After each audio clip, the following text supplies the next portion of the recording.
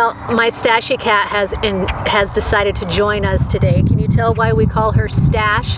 She has her own little mustache. But I think, oops, sorry, Stash. I think it would be great if your pets join you in the movement exercise anytime that they want. Hello, welcome to a new day. This is a short movement and breath practice that might provide you with a bit of focus and energy, helping you to start your day every day. You can do this inside or outside. I'll be giving instructions as though you are outside. Provide yourself with a blanket or a large towel, even a yoga mat if you have it, or anything really that will provide comfort for you. You might also want to gather pillows, extra towels or blankets, maybe a strap or a belt to provide support throughout the practice. Please watch more detailed instructions at the end of the video, but I want to jump right in for now for your convenience when you replay the video. You can do this with others in your home, or you might want to enjoy this as a special time reserved just for you.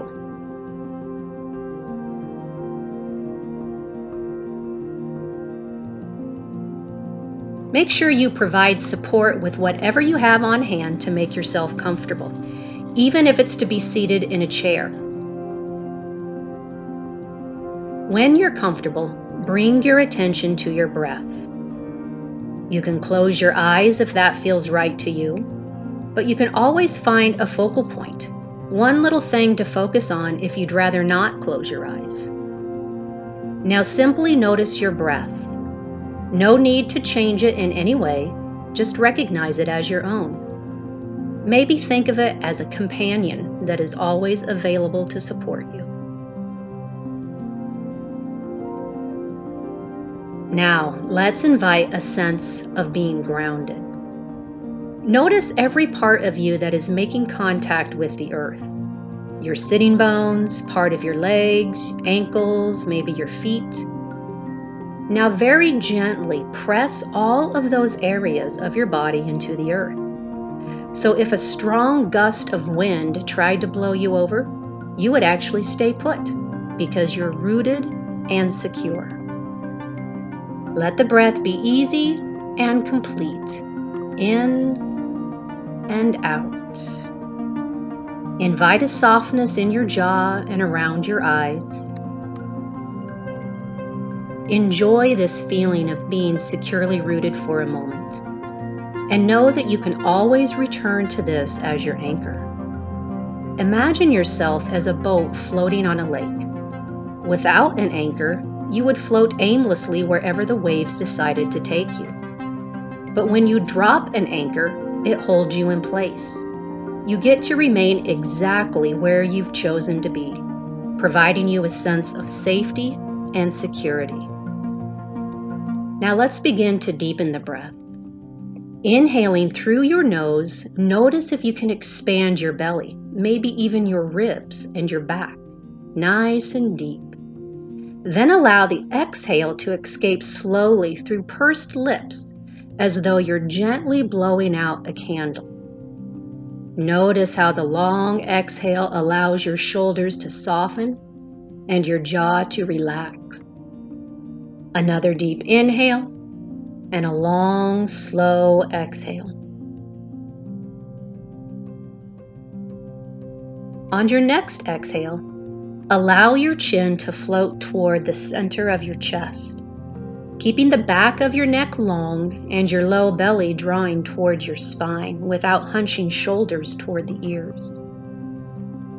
Now begin to move your chin to point to one collarbone and then the other, keeping the movements small and slow, continuing with your breath.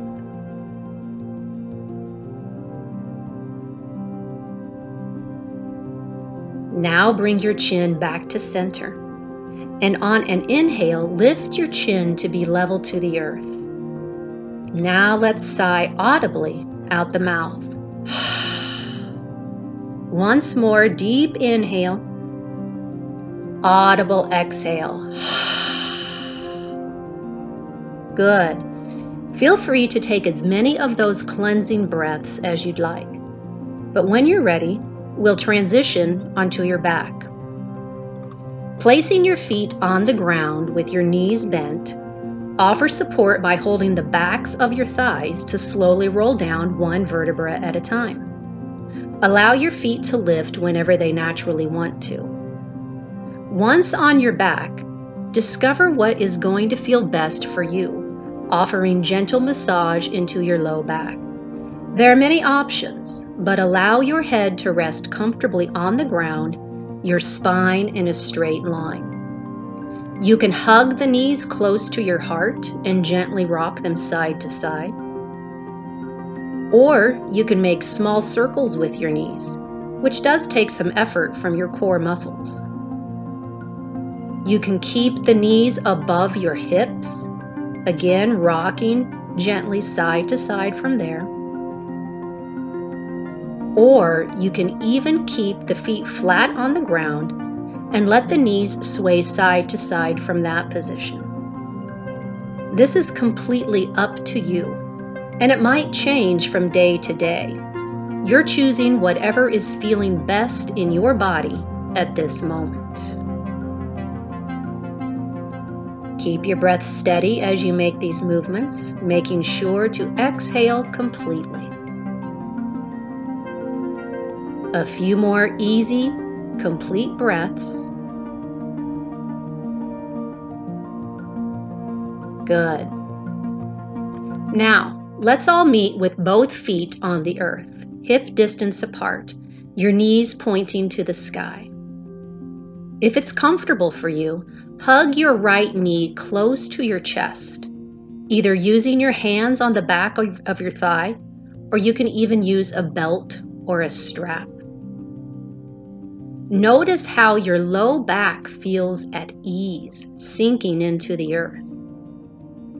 Just breathe deeply and completely here, letting your shoulders melt toward the ground and allowing your jaw to relax. If it's comfortable for you, you can extend your left leg laying it on the ground and keep the foot slightly flexed. If this causes any discomfort anywhere in your body, go ahead and keep your left knee bent, foot on the ground. One more full breath cycle. Deep inhale, complete exhale. And at the end of your exhale, replace your right foot to the ground. If your left leg is extended, go ahead and replace that foot near the right. Now you might need to lift your hips slightly here to lay them back down so your spine can come back into a nice straight line. Now for the other side. With the right foot providing support on the ground, hug your left knee toward your chest. Again, using any prop necessary to make it a comfortable position for you. You have the same options here, keeping your right foot on the ground or extending the leg. And remember, our bodies are not perfectly symmetrical, so what is comfortable on one side of the body might not be on the other. Do what is comfortable for each side. Again, we're keeping the breath steady, allowing the shoulders to melt and your jaw to relax. Just enjoying the ease that this position brings into your low back. One more full breath cycle, inhaling deeply, exhaling completely. And at the end of your exhale, replace your left foot to the ground. If your right leg is extended, go ahead and replace that foot near the left. And from here, we'll transition into a tabletop position. So simply let your knees fall to one side, then roll all the way over to that side. Then use the strength of your arms to press yourself back up into a seated position. From here, come onto your hands and knees. In this tabletop position, be sure to stack your joints. This means elbows underneath your shoulders and wrists underneath your elbows, and knees underneath your frontal hip bones. We'll start making some cat-cow movements. As you inhale, slightly dip your belly, bring your gaze up just a bit, stretching the front of your body. Now as you exhale, slowly hunch your back like a scared cat, rounding each vertebra one at a time until your chin moves towards your chest. We'll do 3 more of these. As you inhale, dip the belly slightly, lifting your gaze. This is cow. Now as you exhale, think of pointing your tailbone toward the earth as each vertebra rounds until the chin comes toward the chest. Again, inhale, lifting your gaze, a nice stretch across the front of the body. And exhale, rounding the back, pressing the earth away with your hands. Last one, inhale slowly, coming back into cow, a nice stretch. And then exhale, coming into cat, hunching your back and your chin in towards your chest. On your next inhale, come into a neutral spine. It's neither a cat nor a cow position. Nice. From here, we'll transition into a standing position. Place your dominant foot. That means if you're right-handed, your right foot will come near the right hand. Opposite, of course, for the left-handed. Now bring your hands to that knee. Tuck your back toes under. Gather up your abdominal muscles, creating strength in your core. Now transfer your weight into the front foot while gently pushing away with the back foot to come into standing. Good. When you're at standing, place your feet hip distance apart and as parallel to each other as is comfortable for you. They don't have to be exact. And this is another place where you can invite that sense of being rooted, providing you with your anchor. Gently press one foot into the earth. Then, without losing that engagement, do the same with the other until you feel nice and secure, as though no one would be able to push you over. So your bottom body is engaged and rooted, like a tree trunk. Your upper body can feel supported and expansive, like the branches on the tree. From here, on an inhale, bring your arms out and up, keeping the rootedness in your feet. As you exhale, turn your palms out and float the arms back down. Good. Let's do that again. Inhale, sweep the arms out and up. Exhale, turn your palms out, float your arms back down. Now let's add a forward fold. Be sure to keep your knees soft, bending them as much as you need to in the fold. Inhale, sweep the arms out and up. Exhale, hinge at the hips, folding forward, knees bent as much as you need. Inhale, lifting halfway, supporting your hands either above or below your knees. Exhale, fold back in.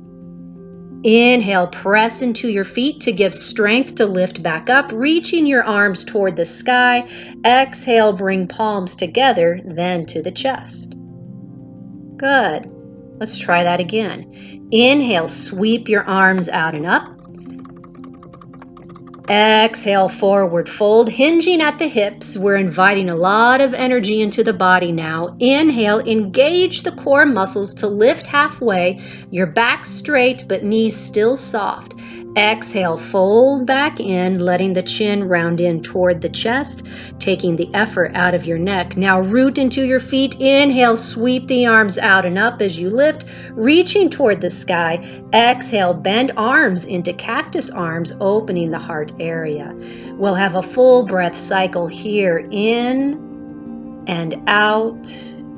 Next, inhale, lift the arms. Exhale, one more forward fold, soft knees.